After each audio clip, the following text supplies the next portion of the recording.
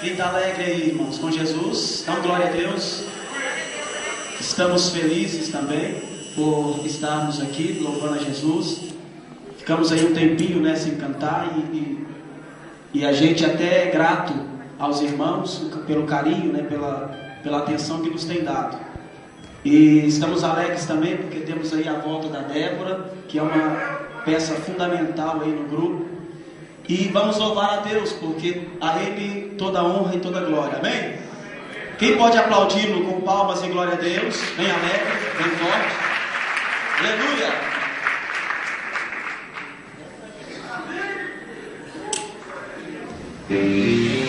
Aleluia! Glória a Deus!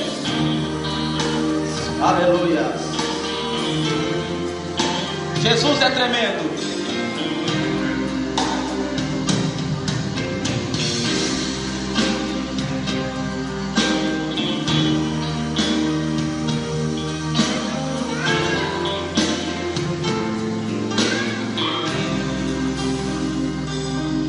Mestre veio e anunciou parábolas pro povo ouvir e relatou a história de um pai cheio de amor, dois filhos bons, um lar feliz, vivia em paz até que o mais jovem pediu-lhe a herança e partiu.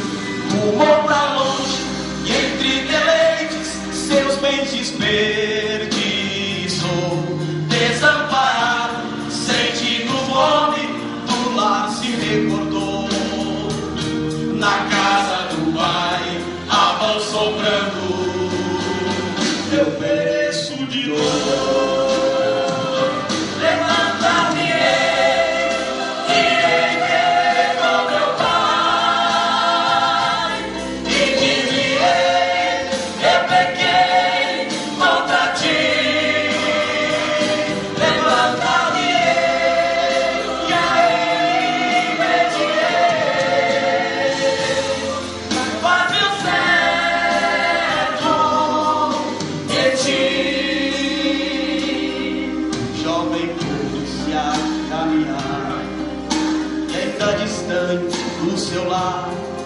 O pai o avistou, cansado e triste a retornar, cheio de amor e compaixão, correu ao filho e o beijou, jubilante, saiu feliz a festejar, novas alpagas, vestes e anéis, lhe ofereceu. E jubilante exclamou: meu filho renasceu. Estava perdido, mas foi achado. Meu filho renasceu. Levanta-me, irei ver com meu pai. E diz-lhe: eu pequei contra ti.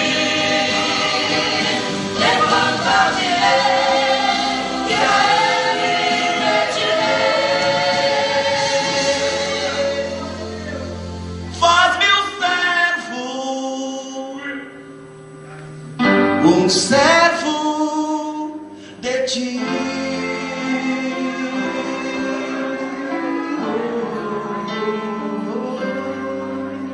E apresenteis o vosso corpo como sacrifício vivo, santo e agradável a Deus, que é o vosso culto racional. Diga assim: culto racional. Culto racional. Diga assim: culto com entendimento. Culto com entendimento. Vou deixar sentar nessa noite aqui.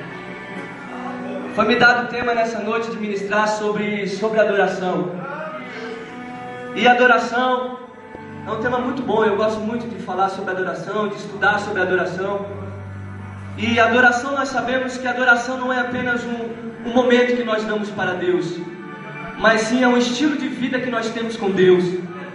A adoração, ela não se resume a apenas um momento de equipe de louvor ou um momento de uma música lenta. Não, a adoração não se resume nisso. Adoração, como nós falamos, é uma vida total, 24 horas por dia, adorando e exaltando o nome do Senhor. Aleluia, Deus. E nós podemos ver que também não existe lugar para adorar o Senhor. Eu posso adorar ao Senhor aqui no templo, na casa de Deus, como eu posso adorar ao Senhor dentro da minha casa, como eu posso adorar ao Senhor nas ruas, no supermercado, no meu trabalho, em qualquer lugar. Eu posso adorar ao Senhor. E nós temos prova disso quando Jesus Cristo, ele falando com a samaritana, eles conversando.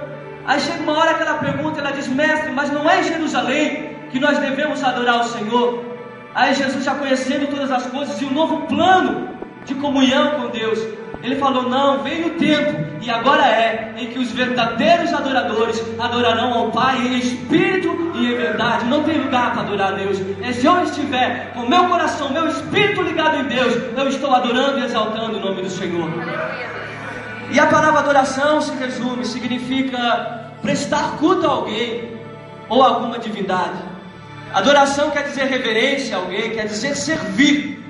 Então, quando eu sirvo na casa do Senhor, seja cantando, seja dançando, seja pregando, seja testemunhando, seja limpando a igreja, eu estou adorando ao Senhor.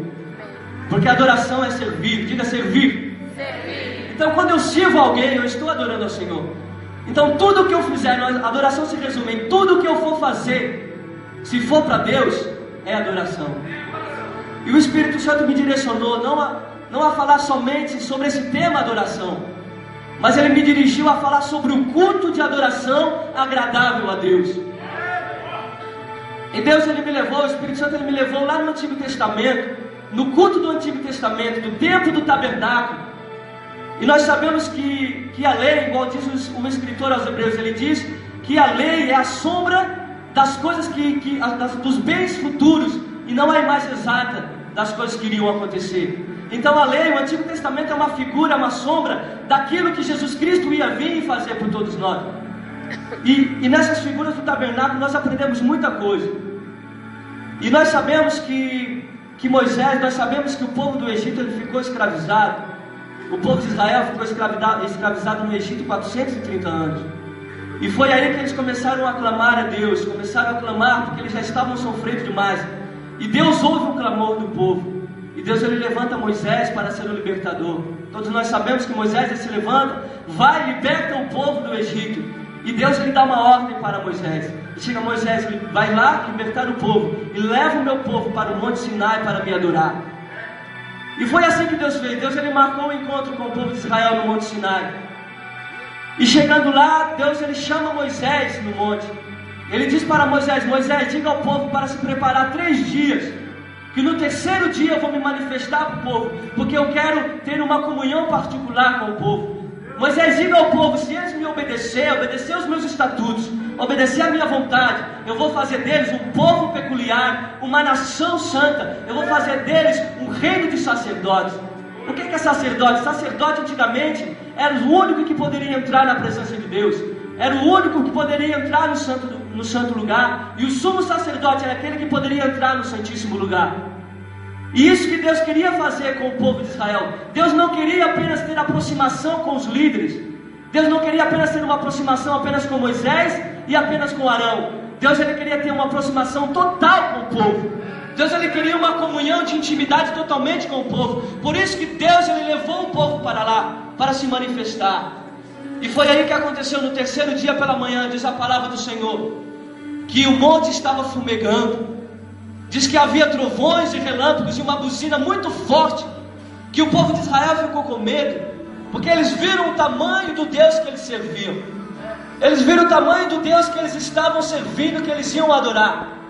E eles temeram a presença do Senhor, e eles pediram a Moisés. Eles disseram: Moisés, por favor, seja o nosso porta-voz, seja o porta-voz de Deus, e tudo que Deus te falar, nós vamos fazer e nós vamos obedecer.